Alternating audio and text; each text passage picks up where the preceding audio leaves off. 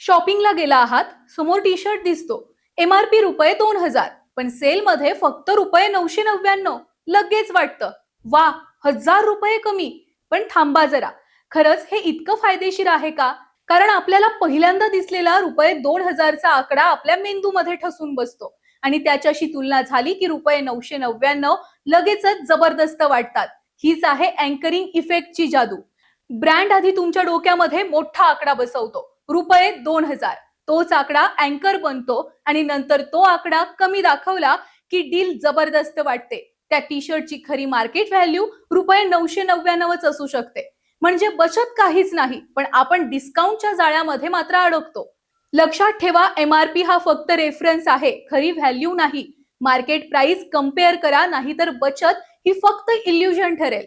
पुढच्या वेळी डिस्काउंट बघितला की स्वतःला विचारा, खरंच फायदा आहे का की फक्त अँकर?